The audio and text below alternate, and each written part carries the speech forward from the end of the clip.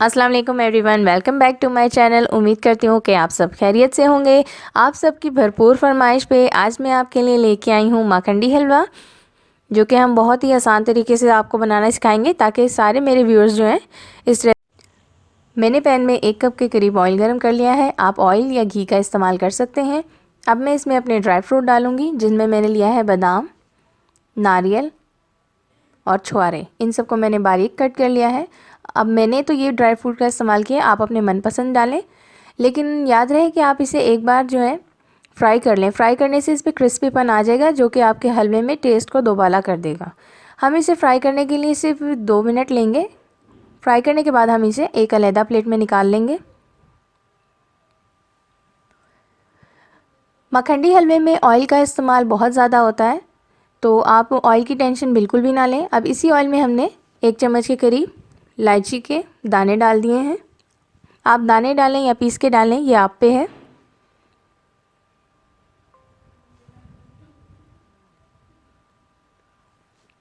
अब मैं इसमें 1 प्याली शक्कर डालूंगी। आप चीनी का इस्तेमाल भी कर सकते हैं। मैंने शक्कर का इस्तेमाल इसलिए किया है क्योंकि शक्कर से बहुत ही अच्छा टेस्ट आता है और इसके कलर भी काफ़ी अच्छा आ जाता है।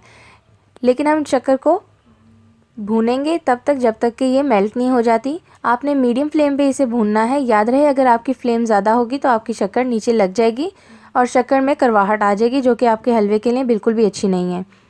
शक्कर को आपने जब मेल्ट होना करना है, उसके बाद आपने इसमें 1 कप के करीब ऑयल डालना है। इस हलवे में ऑयल बहुत ज़्यादा डलता है, लेकिन अगर आपका ऑयल ज़्यादा हो जाए तो आप इसे हलवा पकने के बाद ऑयल को साइड पर निकाल भी सकते हैं।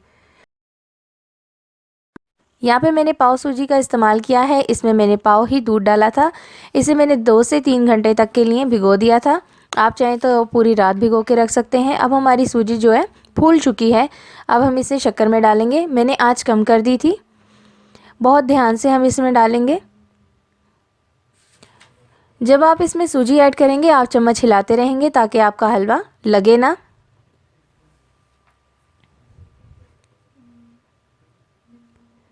तेज़ तेज़ हाथ चलाएंगे।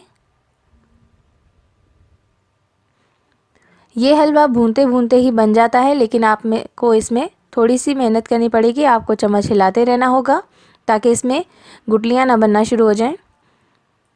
जैसे ही कि आपको लगे ये कलर चेंज कर रहा है, तो आप इसमें ड्राई फ्रूट अपने डाल दें, जो कि हमने पहले फ्राई कर लिए थे।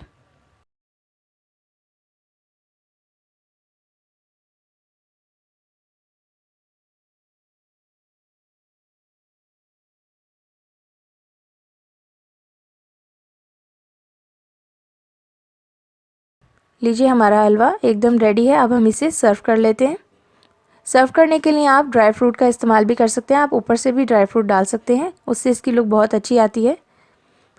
लीजिए, हमारा गर्मा गर्म हलवा तैयार है। अगर वीडियो पसंद आए तो लाइक ज़रूर करें। Thanks for watching. अल्लाह हाफिज़।